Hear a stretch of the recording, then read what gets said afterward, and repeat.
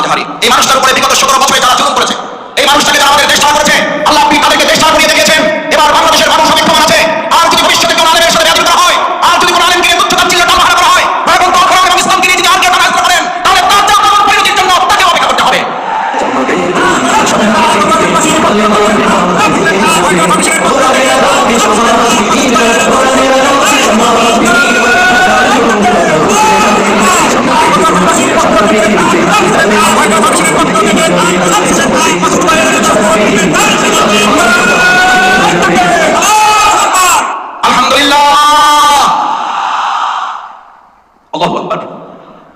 এই আলহামদুলিল্লাহ, এই আল্লাহু আকবারের ডাক শুনলেন আমাদের এই দক্ষিণবঙ্গের শুধু নয়, শুধু বাংলাদেশের নয়, গোটা পৃথিবীর কোরআনের পাখি নামে খ্যাত এই ডানের সাথে একজন মানুষের কথা কি আমাদের মনে পড়ে না?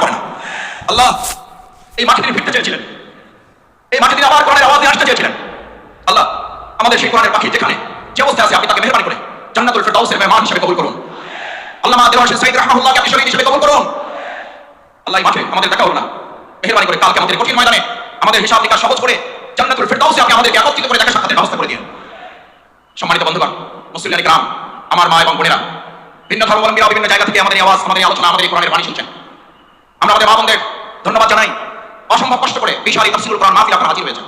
আল্লাহ সুবহানাহু ওয়া তাআলা আমাদের মা বোনদের কবুল করুন। এই জন্য যে মা বোনদের আল্লাহ সুবহানাহু ওয়া তাআলা এত বড় মর্যাদা দিয়েছেন, আমার শ্রদ্ধেয় প্রিন্সিপাল বলতেন মাসুদ, আমাদেরকে আল্লাহ তাআলা রাসূল করিম সাল্লাল্লাহু আলাইহি ওয়াসাল্লামের মাধ্যমে সান্ত্বনা পুরস্কার দিয়েছেন। কি পুরস্কার? কি পুরস্কার? রাসূল করিম সাল্লাল্লাহু আলাইহি ওয়াসাল্লামের কাছে সাহাবায়ে কেরামগণ যখন জানতে চাইলেন, ইয়া রাসূলুল্লাহ, আমরা আল্লাহর উপরে কার খেদমত করব, কার হক আদায় করব? রাসূল করিম সাল্লাল্লাহু আলাইহি ওয়াসাল্লাম বললেন, তোমার মা, তারপর কে তোমার মা, তারপর কে তোমার মা, তারপরে সান্ত্বনা পুরস্কার পেলাম আমরা, তোমার বাবা। আল্লাহ সুবহানাহু ওয়া তাআলা আমাদের এই মা বোনদেরকে ধৈর্যের সাথে, কষ্টের সাথে আজকে এই তাফসীরুল কোরআন মাহফিল শুনে আমাদের প্রত্যেক ঘরে ঘরে একজন করে হযরত খাদিজাতুল কুবরা রাদিয়াল্লাহু তাআলা আনহা, হযরত আয়েশা সিদ্দিকা রাদিয়াল্লাহু তাআলা আনহা দান করুন। যে কথা আমরা আমাদের এই দুনিয়ার কথা শুনেছি, আমাকে একটা ভালো মা দাও। পরের লাইনটা কি? আমি তোমাদেরকে একটা ভালো গ্রাম দেব, আমি তোমাদেরকে ভালো পটুয়াখালী দেব, আমি তোমাদেরকে ভালো রাঙাবাড়ি, বাউফল দেব, মির্জাগঞ্জ দেব। আমাদেরকে একটা আল্লাহ আপনি ভালো মা দেন। আমাদের এই মা এবং বোনের জাতি যারা এসেছেন বিগত 17 বছরে তাদের ইজ্জত এবং আব্রু নিয়ে যারা টালবাহানা করেছেন, ছিনিয়ে মেরে খেলেছেন, আজ গান খুলে শুনে রাখুন, আমাদের জীবন বাজি রাখবো, আমাদের মা বোনদের ইজ্জত দিয়ে ভবিষ্যতে আর কাউকে টালবাহানা করতে দেওয়া হবে না। কারণ আমাদেরকে জিজ্ঞেস করা হয়, ইসলামী রাষ্ট্রে আমাদের মা এবং বোনদের ইজ্জত, তাদের সম্মানের মাপকাঠি কি? আমরা সম্মান এবং মাপকাঠি বলি আমাদের মায়ের জাতি, তারা সম্মান এবং মর্যাদার উচ্চ মানে তারা থাকবেন। আলহামদুলিল্লাহ, নবী মুহাম্মদ রাসূলুল্লাহ নাই, রাসূল করিম সাল্লাল্লাহু আলাইহি ওয়াসাল্লাম কৃপণ বলেছেন তাকে যে মাছ ধরা দিতে পারে না। রাসূল করিম সাল্লাল্লাহু আলাইহি ওয়াসাল্লাম কৃপণ বলেছেন তাকে যে খেয়ে বিল দিতে পারে না। পৃথিবীর সেরা কৃপণ হচ্ছে সে যে রাসূল করিম সাল্লাল্লাহু আলাইহি ওয়াসাল্লামের নাম উচ্চারণ হয় কিন্তু হৃদয়ের সব শক্তি দিয়ে তার নাম উচ্চারণ করে দুরূদ পেশ করে না। একবার জোরে সরে বলুন রাসূল করিম। আলহামদুলিল্লাহ, কোরআনের এত বড় মাহফিল এসেছেন, আবার কবে বেঁচে থাকবো, আবার কবে আসতে পারবো আমরা জানি না। সুতরাং এই কোরআনের মাহফিলকে সংরক্ষিত করার জন্য, এটাকে সুন্দর সফল সার্থক করার জন্য আমরা কি আইন শৃঙ্খলা বাহিনীর উপরে শুধু নির্ভর করবো? আমরা কি শুধু স্বেচ্ছাসেবক ভাইদের উপরে নির্ভর করবো? নাকি আমরা প্রত্যেকে আল্লাহর উপরে ভরসা করে দায়িত্ব নিয়ে প্রত্যেকে স্বেচ্ছাসেবক হিসেবে 2024 সালের জুলাই আগস্টে যেমন সবচেয়ে মানুষ শয়তানদের মধ্যে বড়টাকে আমরা মোকাবেলা করে বিতাড়িত করেছি, আমাদের মাঝো, সেজো, ছোট, নাবালক সব শয়তানগুলোকে মোকাবেলা করার জন্য আমরাও জীবন বাজি রেখে প্রস্তুত থাকবো।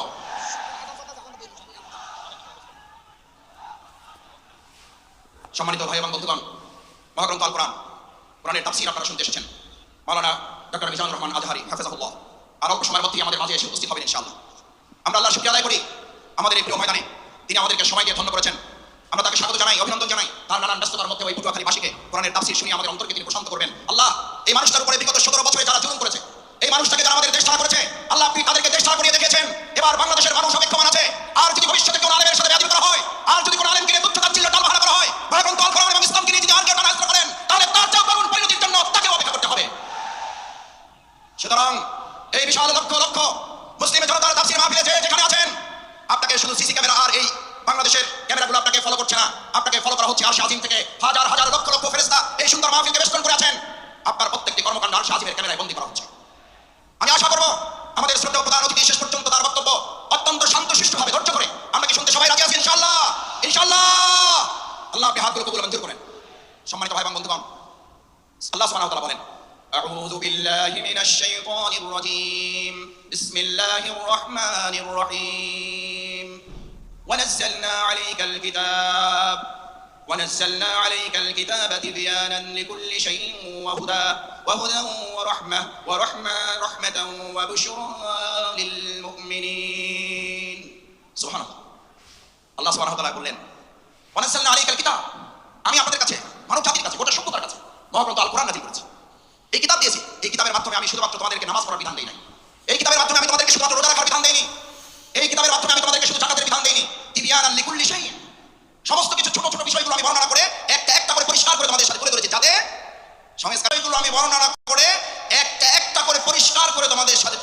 যাতে সংস্কারের তোমরা যতই আলোচনা করো, মূল সংস্কার কোরআনের বাইরে না ভিতরে? সংস্কার কোরআনের বাইরে না ভিতরে? সংস্কারের মূল সংস্কারক, পৃথিবীর সেরা সংস্কারক, পৃথিবীর সেরা মহা সংস্কারক আইনস্টাইন, নিউটন, রবীন্দ্রনাথ ঠাকুর, হরশ্চন্দ্র প্রসাদ। তার নাম বলেন একবার জোরে সোরে সবাই। প্রিয় নবী মুহাম্মদুর রাসূলুল্লাহ সাল্লাল্লাহু আলাইহি সাল্লাম কিভাবে সংস্কার করেছেন? আগে রাষ্ট্র সংস্কার নাকি আগে ব্যক্তি সংস্কার? আগে রাষ্ট্র না ব্যক্তি? রাসূল করিম সাল্লাল্লাহু আলাইহি সাল্লাম আগে কি সোনার মদিনা করেছেন না সোনার মানুষ করেছেন? আল্লাহ রাসূল করিম সাল্লাল্লাহু আলাইহি ওয়াসাল্লাম সোনার মানুষ বানিয়েছেন। আমরা আগে থেকে আপনাদের থেকে শুরু করতে চাই। আমরা আগে সোনার বাংলাদেশ চাই, আমরা সোনার বাংলা তৈরি করতে চাই, অথচ সোনার মানুষের কোনো খবর নাই। আমরা শুনতে পাই আমাদের স্লোগান তোলা হয়েছিল 7.5 কোটি মানুষের কম্বল, আমার কম্বলটা আমি পাইলাম না। তখন তারা ছিল কম্বল চোর, আর এখন তারা ডিজিটাল যুগে এসে তারা হয়েছে বাংলাদেশের সকল ব্যাংকের চোর তারা পরিণত হয়েছে। সম্মানিত ভাই এবং বন্ধুগণ, আল্লাহ তাআলা এই কোরআন নাজিল করে, কিতাব নাজিল করে আমাদেরকে জানালেন তোমাদের জন্য 4টা সুসংবাদ দিচ্ছি। কয়টা? হুদা, এটা রোডম্যাপ দিয়ে দিলাম, সংস্কারের কর্মপন্থা তোমাদেরকে দিয়ে দিলাম। এমন হেদায়েত যে হেদায়েতের মাধ্যমে হযরত ওমর ফারুক রাদিয়াল্লাহু তাআলা আনহুর মতো সেই সময়ের ইসলাম গ্রহণের আগের সবচেয়ে খারাপ মানুষটা এই মহাগ্রন্থ আল কোরআনের মাধ্যমে সবচেয়ে সুন্দর সোনার মানুষে পরিণত হয়েছে। সেই মহাগ্রন্থ আল কোরআন আমাদের মাঝে আছে না নাই? তাহলে আমরা আমাদের আজকের বাংলাদেশে যদি সোনার বাংলা করতে চাই, তাহলে আমরাও আমাদের এই কোরআনের আলোকে এই লোকগুলোকে সোনার মানুষে পরিণত করা যাবে, নাকি আমাদের মত দিয়ে মানুষের তৈরি করা তন্ত্রমন্ত্র দিয়ে তাদেরকে পরিবর্তন করা যাবে? যদি সোনার বাংলা করতে হয় তাহলে আল কোরআন দিয়ে করা যাবে, নাকি মানুষের তৈরি করা মতবাদ দিয়ে করা যাবে? যদি কোরআন দিয়ে করা যায় তাহলে সেই কোরআনের বাণী আজকে শুধু শুনবো না, সেই কোরআনের বাণী আমরা সংসদেও পাঠাবার ব্যবস্থা করবো ইনশাআল্লাহ।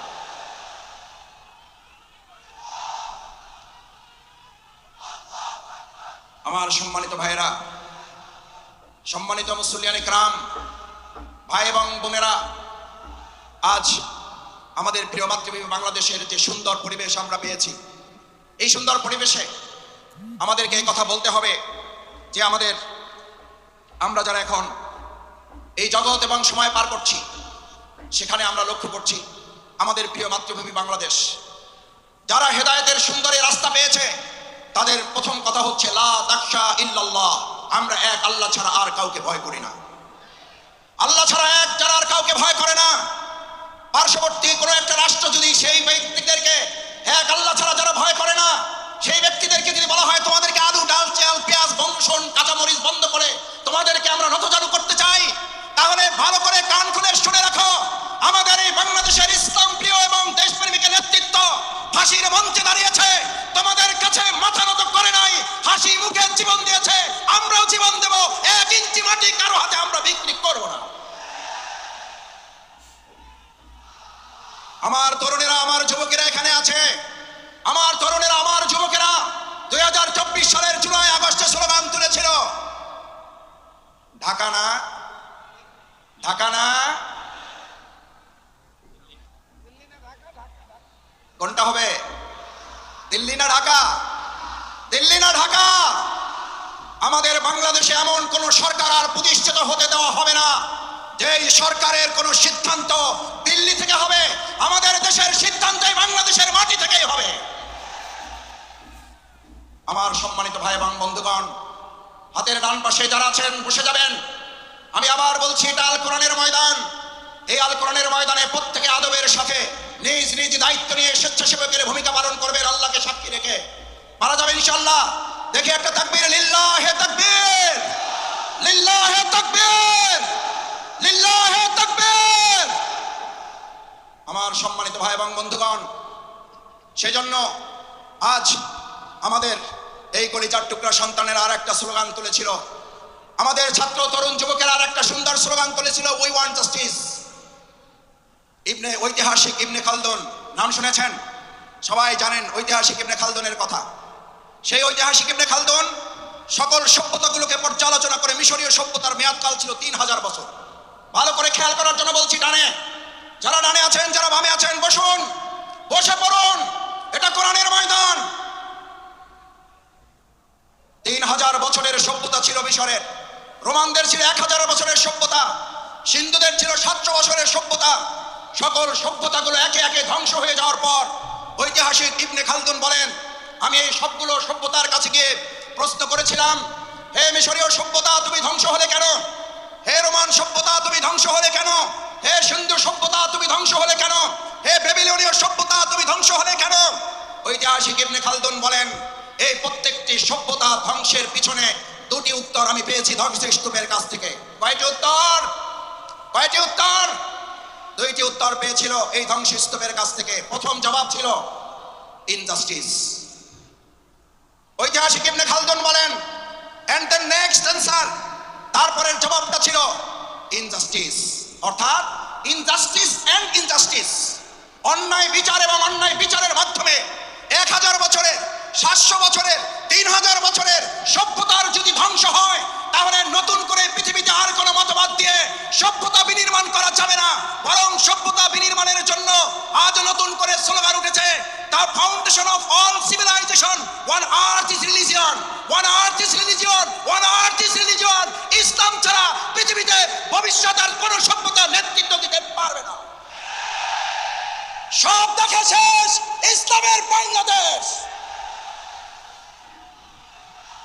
এই কথা আমাদের নয়, এই কথা শুধু পীর সাহেবদের নয়, এই কথা শুধু ইমামদের নয়, এই কথা শুধু রাজনীতিবিদদের নয়, এই কথা শুধু আলেম ওলামাদের নয়, এই কথা শুধু পটুয়াখালীবাসীর নয়, এই কথা বিশ্ব মানবতার মুহাম্মদুর রাসূলুল্লাহ।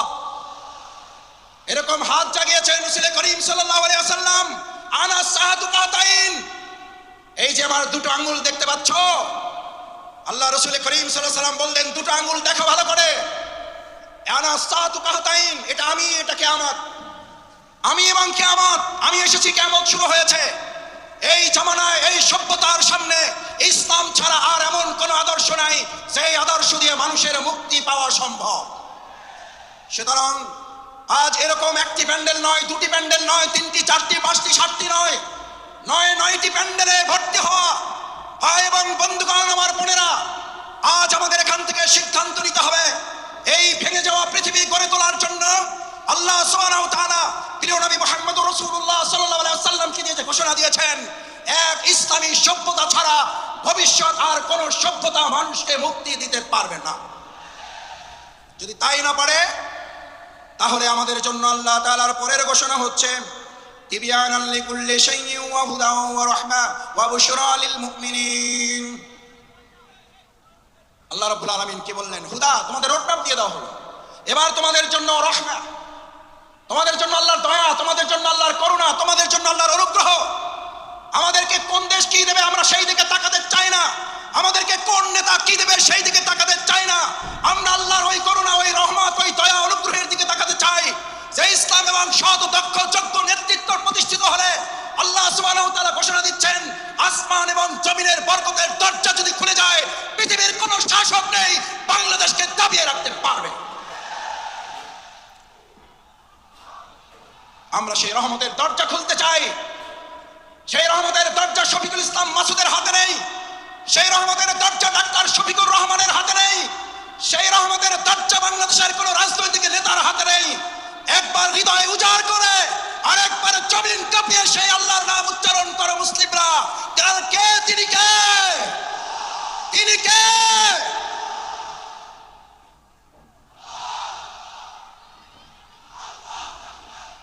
রহমা। এরপরে আল্লাহ সুবহানাহু ওয়া তাআলা বলেন, তিবিয়ানাল লিকুল্লি শাইইন ওয়া হুদাও ওয়া রাহমা ওয়া বুশরা লিল মুমিনিন। আল্লাহ তাআলা আমাদেরকে হেদায়েতের রোডম্যাপ দিলেন। যদি হেদায়েতের মূল রাস্তায় চলতে পারো, যদি এবার আল্লাহর দয়া, নিয়ামত, অনুগ্রহের চাদরে তোমরা আচ্ছাদিত হতে পারো, এবার তোমাদেরকে আর কেউ দুঃসংবাদ দিয়ে ভীত সন্ত্রস্ত করতে পারবে না, তোমাদেরকে দুর্বল করতে পারবে না, এবার তোমাদেরকে কেউ দুশ্চিন্তাগ্রস্ত করতে পারবে না। এবার আমি আল্লাহ তোমাদেরকে জানিয়ে দিচ্ছি, এই মহাগ্রন্থ আল কোরআন খুঁটে খুঁটে যদি তোমরা অনুকরণ করতে পারো, এর আলোকে যদি রান্নাঘর থেকে শুরু করে সংসদ ভবন পর্যন্ত শুধুমাত্র জাতীয় মসজিদ বাইতুল মুকাররম আল্লাহর বিধানের আলোকে চলবে না, বাইতুল মুকাররমের পাশাপাশি গণভবন, বঙ্গভবন, সংসদ ভবন যখন পরিচালিত হবে, আল্লাহ বলেন গোটা দুনিয়ার কোন প্রান্ত থেকে তোমাদের সুসংবাদ দরকার হবে না। আমি আল্লাহ ঘোষণা করছি ওয়া বুশরা লিল মুমিনিন। এই সুসংবাদের মালিক কে? এই সুসংবাদের মালিক কে? China, Russia, Bharat, America, German, France. আর একবার